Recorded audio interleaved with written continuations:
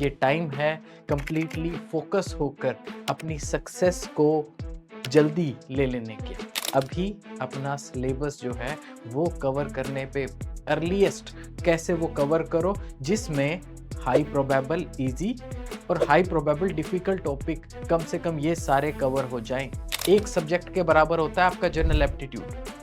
तो अगर आप उसको छोड़ते हो तो आप 30 मार्क्स का पोटेंशियल छोड़ रहे हो जिसमें इजीली कोई भी स्टूडेंट थोड़ी सी मेहनत करके 20 नंबर तो ले ही सकता है। भाई भाई ये रील देखी?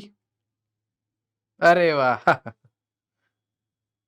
अरे मैं तो फॉर्मूला सर्च करने के लिए आया था। अब पता चला क्यों नहीं हो रही है पढ़ाई। अरे भैया, ये है खास दिन जब आपको अपना सिलेबस कंप्लीट करना है। और अब अगर किसी नोटिफिकेशन के चक्कर में फंस के अपना आधा एक घंटा अगर बर्बाद कर लिया तो अगले लेक्चर में टीचर को यही बोलोगे, सर उसके क्वेश्चंस में दिक्कत आ रही है। अभी आपको चाहिए कंप्लीट फोकस। 60 दिन पड़े हैं बस। और एक एग्जाम में एक गलती भी आपको अगले 6 महीने के लिए मतलब आपकी सक्सेस को पोस्टपोन कर सकता है। आपकी पीएचडी 6 महीने लेट हो जाएगी। आपकी जॉब हो सकता है फिर 6 महीने लेट हो जाएगी। और हो सकता है उससे ज़्यादा भी हो और शादी भी 6 महीने लेट हो जाएगी। मतलब ओवरऑल बहुत सारी चीज़ें हैं जो लाइफ में आपके डिले ही हो जाएँगी। तो ये जो टाइम है, ये छोटी-मोटी चीज़ों में इधर-उधर मतलब छोटे-मोटे एंटरटेनमेंट के लिए, इनमें खराब करने के लिए नहीं है। ये टाइम है कंप्लीटली फ़ोकस होकर अपनी सक्सेस को जल्दी ले लेने का। तभी हर चीज़ टाइमली लाइफ में होगी। जैसे कोई एक आर्टिस्ट है, वो एक पेंटिंग कुछ ड्राफ्ट बनाता है, कुछ लकीरें खींचता है और उस लकीरों के आसपास वो पहले बनाकर फिर पीछे जाकर थोड़ा-सा देखता है कि कैसा पोर्ट्रेयल नज़र आ रहा है, कैसा सब कुछ नज़र आ रहा है। वैसे इस टाइम पर आपको ज़रूरत है ये काम करने की। कितना सिलेबस है, कितना सिलेबस आप पढ़ चुके हो, दोनों चीज़ें इम्पोर्टेंट हैं ताकि आपको पेस फास्ट करनी है, पेस स्लो करनी है, स्लो तो नहीं करनी होगी बट अब क्वेश्चंस पे ज़्यादा आ जाना है। कौन-सा पोर्शन रह रहा है जो इम्पोर्टेंट है जिसमें ज़्यादा मार्क्स का आता है। कम से कम हाई प्रोबेबल क्वेश्चंस जो ईज़ी भी हैं, वो सब तो पहले सबसे पहले मैं कवर करके पकड़ बना लूँ। तो ये सब स्ट्रैटेजी बनाने के लिए एक बार पीछे आके बैठ जाओ और देखो ये पूरा सिलेबस है, इतना मैं कर चुका हूँ।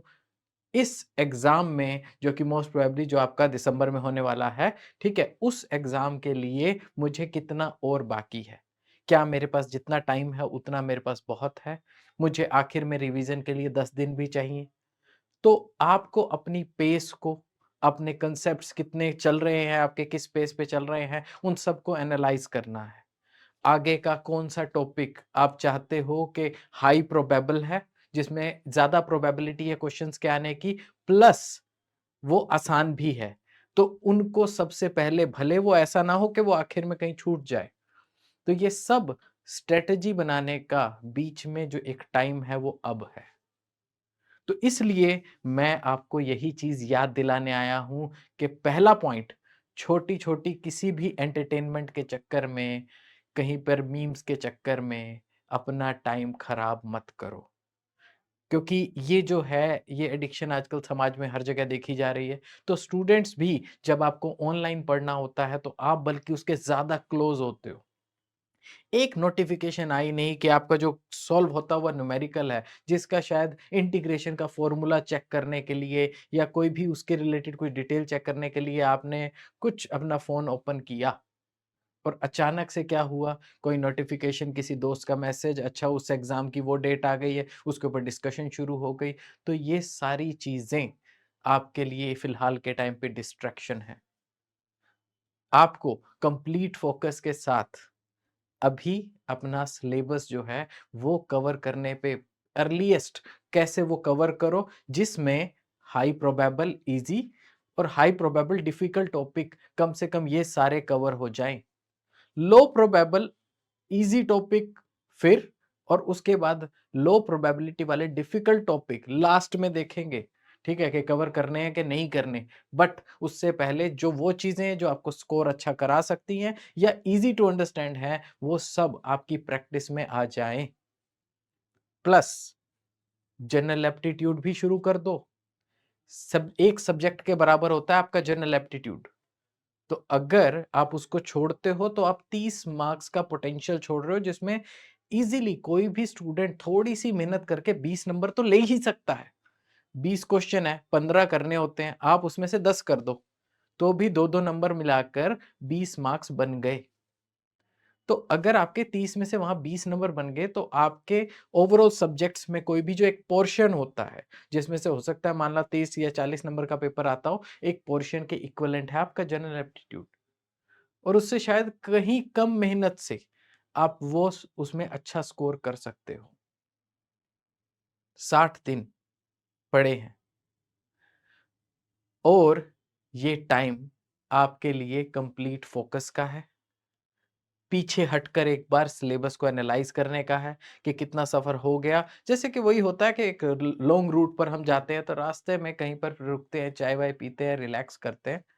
तो आपके लिए जो भी ये टाइम है, ये एक बार उस एनालिसिस का टाइम है कि बीच में रुककर एक बार ज़रूर देखो, जिससे आप आगे की पेस अपनी तय कर सको। आगे आपको कितनी और मेहनत करनी है वो तय कर सको। ये बहुत ही इम्पोर्टेंट डिसीजंस होंगे जो आप इस टाइम लोगे। और मैंने आपको कहा कि भैया थोड़ा-थोड़ा टाइम डेली 1 घंटा, आधा घंटा बीच में बाकी सब्जेक्ट्स के साथ में जनरल एप्टीट्यूड को भी ऐड करना शुरू कर दो। बहुत ईज़िली 20 से 25 नंबर दे जाता है एंड वो आपके लिए एक बहुत बढ़िया सपोर्टिंग हैंड का काम करता है। आपके जो भी स्ट्रॉन्ग सब्जेक्ट्स हैं उसके साथ में ये एक स्ट्रॉन्ग सब्जेक्ट आप ऐड कर सकते हो।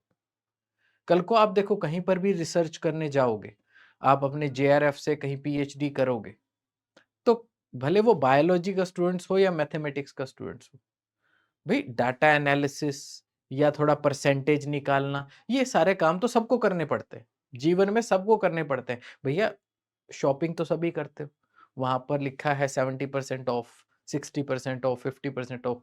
भाई ये सारी चीजें तो कैलकुलेट सबको करनी पड़ती हैं। या दुकानदार के भरोसे बैठे रहते हो भी भैया बता देंगे क्या रेट है। सो ये चीजें मुश्किल नहीं है, जस्ट थोड़ी सी मेहनत करो तो अच्छा आउटपुट आप इसमें ले सकते हो। आखिरी 60 दिन कंप्लीट फोकस के, ताकि आपके जीवन की जो सफलता की गाड़ी है वो इस 6 महीने से अगले 6 महीने पे ना जाए। तो जस्ट बी फोकस।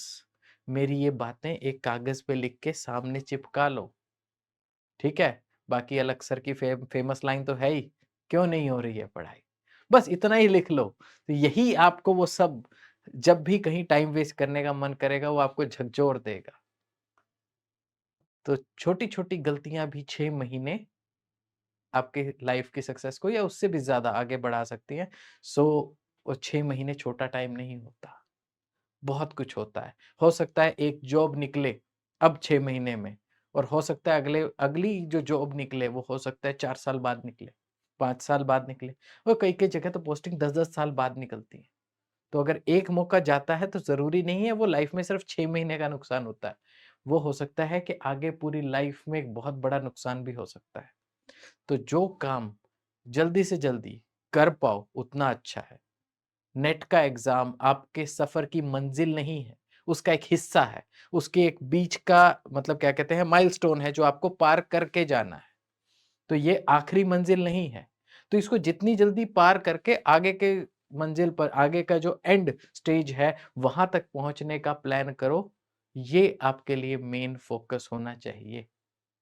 तो इसी के साथ मैं इसको एंड करूँगा और होपफुली आप जो मेरी बातें हैं उनको ध्यान रखेंगे।